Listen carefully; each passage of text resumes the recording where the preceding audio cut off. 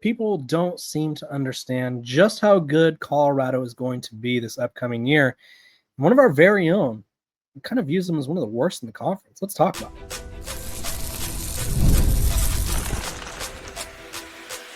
You are Locked On Buffs, your daily podcast on the Colorado Buffaloes, part of the Locked On Podcast Network, your team every day. Welcome to Locked On Buffs. Today's episode is brought to you by our sponsors over at FanDuel.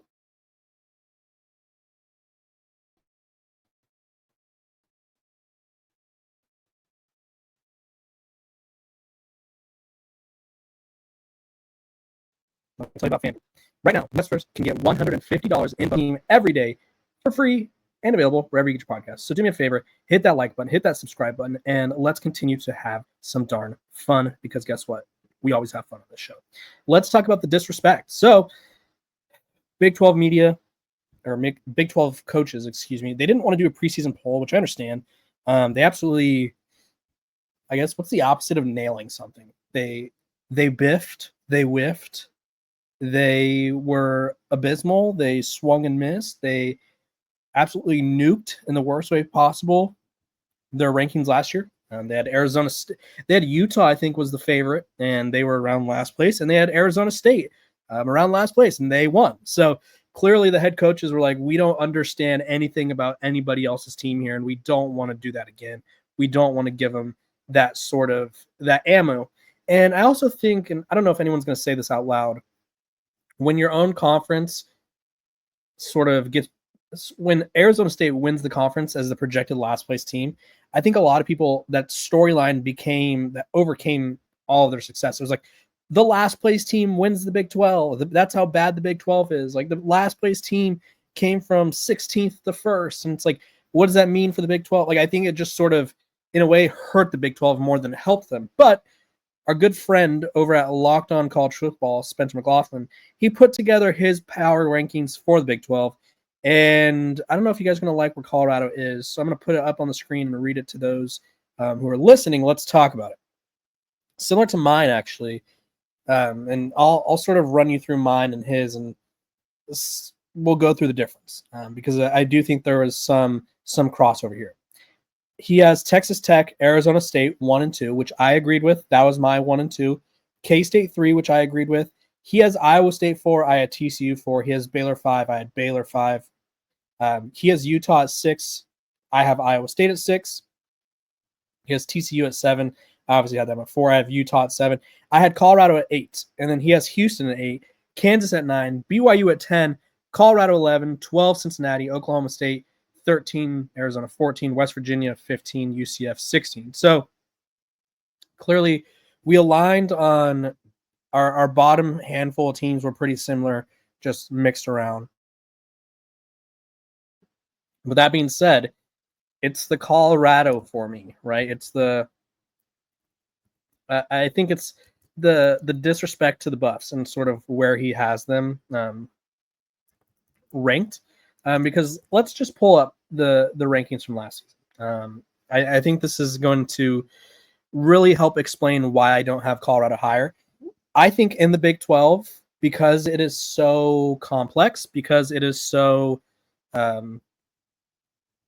guess you could say, because it's so even, and there's so many teams that could win it, I think it makes it really difficult for a certain teams to just like outright claim a spot, right? So I think last year, we go into that final week of the season, and there were mathematically 1, 2, 3, I think there was like 6 or 7 teams that mathematically had a chance to make it to the Big 12 championship, right?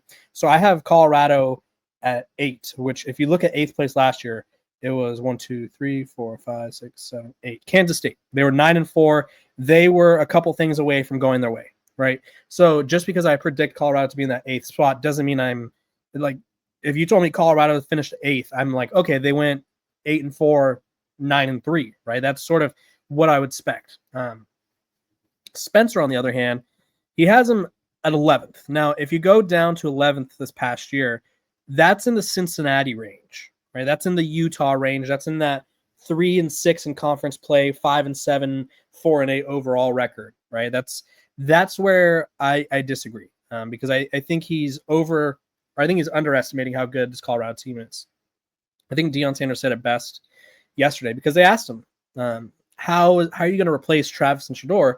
And rather than being like, you know what, we got one of the best quarterbacks in the country in the transfer portal, and Julian Lewis coming in. Caden Salter. We have Julian Lewis, who's a 5-star. Corners, we have DJ McKinney. We have Preston Hodge. We landed Tion Parks. We landed the Wyoming transfer. We landed all these guys. It's like, he's like, yeah, we're not going to replace them with one guy, with two guys, right? We're going to, and I like to use this phrase a lot when I talk about replacing Travis Hunter. You have to moneyball, right? You can't just get someone who's going to go give you Travis Hunter numbers. No, you get people, right? You get people to replace that production combined. Like, it doesn't mean someone has to go in there, rack up 15 touchdowns. It's like, okay, if Travis Hunter had 15 receiving touchdowns last year, we need one guy to get 5, or one guy to get 3 or 4, and then another guy to get 2, another guy to or 2 guys to get 7 or 8, right? That also works. So you just have to figure out a way to manufacture production with multiple bodies, because you're not going to get production like that from one individual. And I think it'd be unfair to sort of expect one individual to produce that. Going back to Spencer's rankings here, what kind of befuddles me is BYU at 10. Now, I don't know when he made this, but I'm assuming he made this after the Jake Retzloff incident. So he's telling me that a BYU team whose quarterback, obviously we don't know Colorado's quarterback, but I think Julian Lewis would be they'd both be automatic starters at BYU. That's all I'm going to say, right? I think BYU may have a better defense. They have a good chunk of guys returning, but I don't know how BYU's ahead of them. I don't trust Kansas. He's very high on Houston. I think Houston's going to be better. I don't know if they're going to be the 8th team in the conference. And yeah, I think that's sort of my beef with it, right? The other 7 teams I had above Colorado, like, I think Colorado should be that 8th team, 7th or 8th. And that this is preseason. Obviously, a lot of things could change. Obviously, based on however they do, my opinion will change. Obviously, I haven't seen them play together. Coach Prime hasn't even met some of the new players. He said this yesterday. So there's a lot of things Colorado still has to figure out. That being said, I don't love Spencer's rankings. I do agree with his 1 through 3. Honestly, 1 through 6 isn't bad. It's when we get to 7 through 12 where it's like, it's probably a crapshoot for one, but I think he has Colorado on the wrong end of it. I really do. So I think disrespectful, some might say. I think it's wrong. I think Colorado's going to have a better offensive line. I think they're going to have a better run game. I think the defense, pass rush wise, kind of a tongue twister, I think they'll be pretty good. I don't know if they'll lead the Big 12 in sacks again, but I think they'll be around there. And I think this is probably the best secondary in the Big 12. So linebackers, I'm very iffy on, but I do think that Colorado has a really good defense. I think the offense is going to be not what we saw last year, but I think it's going to be good in different ways. So I expect Colorado to get a strong start to the year and prove a lot of people wrong. You guys comment below, where would you rank Colorado if you had to rank the entire Big 12 right now? When we come back, the Buffs have landed 2 commitments on Thursday. I'm going to tell you about each of them.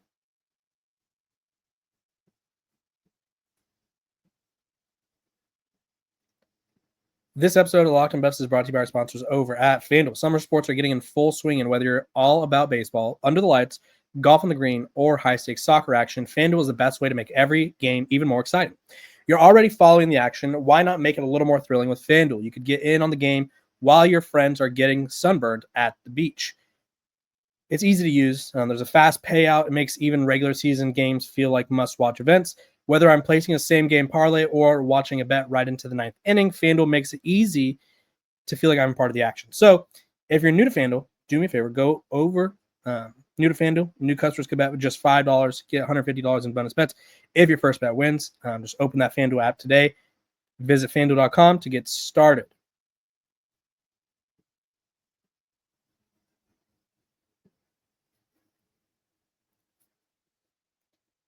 Welcome back to Locked on Buffs. Appreciate you guys for tuning in every single day, making me your first listen of the day. We are free and available wherever you get your podcast. So do me a favor, hit that subscribe button, hit that like button, give me 5 stars wherever you get your podcast, and let's talk some Colorado recruiting. So Colorado hasn't been active on the trail at all. I think part of this can be attributed. I'm not blaming Deion Sanders for having health issues. That'd be, I guess, insane of me, right? Like I feel like that'd be borderline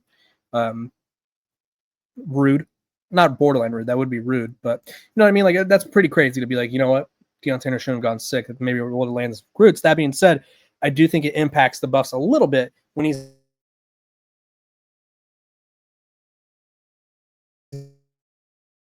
not able to be at these visits. So let's look at who landed. They landed 2 commits today. You got Carson Crawford and you got DeMonte Timms. So we're going to start with Carson Crawford because he was the first one. 3-star linebacker out of Texas, according to 24/7 Sports. He's out of Carthage. 693rd player in the country, 52nd linebacker, 104th player in the state of Texas. He took a visit on June 20th, picked Colorado over Texas State, who I believe he was committed to at one point. Yeah, he was committed to Texas State, backed off his commitment, was also getting interest from UNLV. Pretty good size, 6'3", 215, like I said. Has a nice frame, and I think he's one of those guys where not the highest ranked recruit. That being said, he's a guy who has a lot of productivity in Texas, which, I mean, we all know Texas football breeds some really, really good players. This past season, he played defense. He played tight end and a wide receiver on a 15-1 state championship team. He had 91 tackles, 22 tackles for a loss, 9 sacks, 4 forced fumbles, 1 fumble recovery, 1 interception, 21 pressures, 17 quarterback hits, and 2 defensive touchdowns. Played 7 different positions in his team's win against Waco La Vega, which saw him produce 9 tackles, 4 tackles for a loss, 2.5 sacks, and he also had a catch for 24 yards. So he's very, very, very versatile, really good athlete. Is probably going to be like a hybrid linebacker safety guy, or at least that's how they could use him if they don't fill out his frame as much. But you're getting someone who's versatile. You're getting someone who has an athletic background. These days, they always tell guys not to just play one sport. I also think when you play multiple positions, it makes you more valuable because you understand the game from a different perspective. Like when he's covering tight ends as a linebacker, he's like, okay, I know when the tight end sort of gives this look or whatever is in the process of running this route, like whatever it is, whatever his cues may be, he picks up on that, right? So I think that helps him. Him being so versatile makes his life easier on the defensive side of the ball. Staying on the defensive side of the ball, and Colorado's class is very defensive. Right now, it's 1, 2, 3, 4, 5 of their 8 commits are on the defensive side of the ball. They also landed DeMonte Timms. Now, this doesn't surprise me at all. He's a Florida guy from the state of Florida, from Seffner, Florida. Ranked as the 95th safety, according to 24/7 Sports composite rankings. 134th player in the state of Florida. 1,135th player in the country. He had 30 offers, though.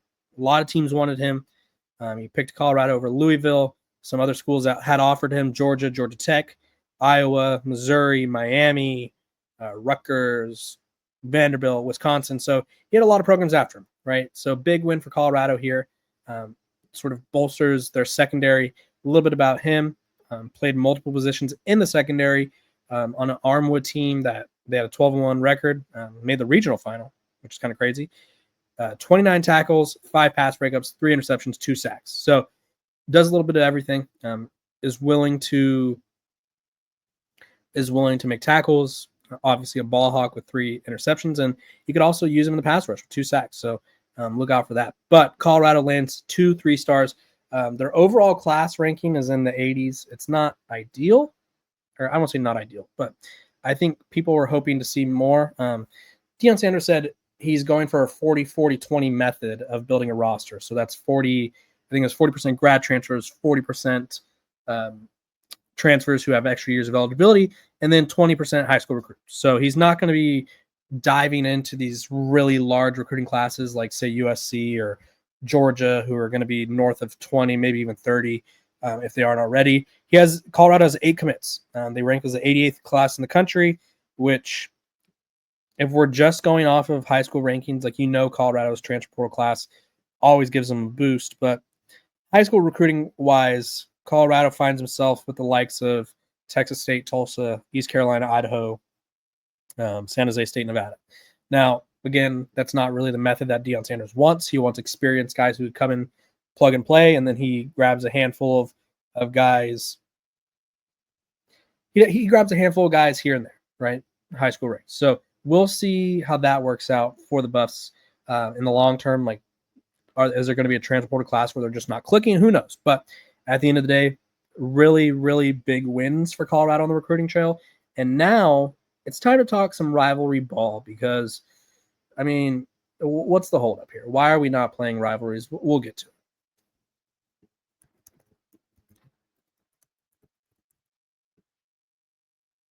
Welcome back to Locked On Buffs. Appreciate you guys for tuning in every single day, making me your first listen of the day. We are free and available wherever you get your podcasts. So do me a favor, hit that like button, hit that subscribe button, and let's have some fun. Big 12 Media Days. Rick George was asked about playing against Nebraska because they don't play them anymore. He said, we would love to play them. We would love to play them every year because I think it's good for the game. I think it's good for the rivalry that Coach McCartney, Bill McCartney, that is, and Tom Osborne started years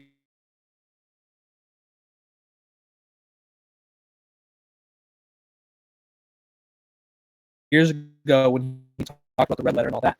Yeah, I think so. Here's what happened through 2023, and although although Nebraska has 9 Big Ten conference games, they are in the Big Ten, which I mean I kind of said, but you're probably like, what does that mean? Like, what does that matter? Well, the Big Ten and the SEC, they're scratching each other's backs. They're looking out for each other. They want to form a conference alliance where they basically only play each other and sort of take away the opportunity for the Big 12 ACC to get these signature wins to help strengthen their conference, right? They want to make the SEC and the Big 10 basically like the two conferences, vying for the playoffs. So they're kind of trying to shut everyone else out.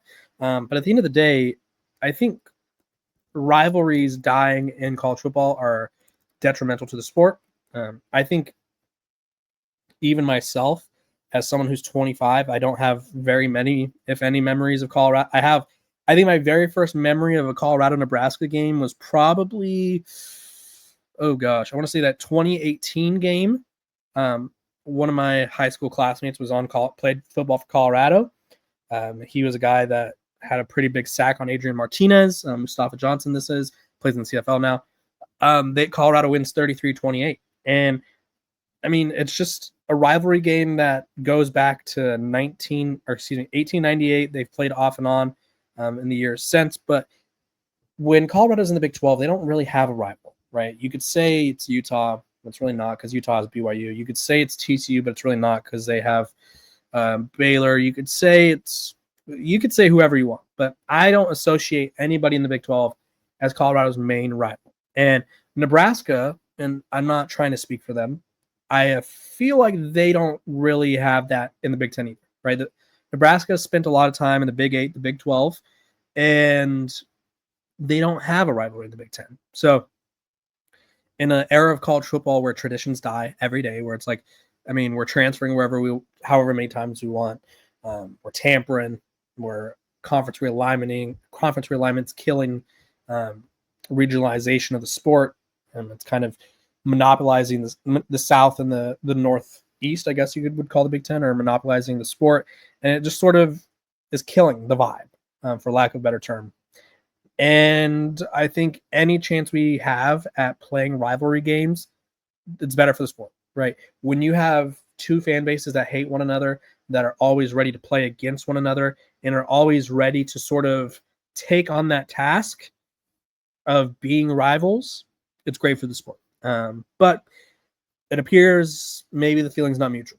So for the people over there in Nebraska, I mean, the ball's in your court, right? Colorado has publicly said they want to play. So now Nebraska has to make the decision like, hey, do we stick with our Big Ten SEC supremacy alliance, or do we do what's right for the sport of college football? I feel like I know what the answer would be. That being said, I would still love to see them play, especially with Deion Sanders and Matt Rhule, right? They start the same year at these programs. They both kind of struggle in year one, both improve in year two, and now they're looking to take off in year three. Colorado has owned Nebraska, winning 3 out of the last 5. And then if you go to the last 10, you get Nebraska's got the edge, right? They won 6 out of the last 10. So 1, 2, 3, 4, 5, 6, 7, 8, No, yeah, I was making sure my math was right. But Nebraska went on a run from 92 to 99 or from 92 to 2000 where they didn't lose.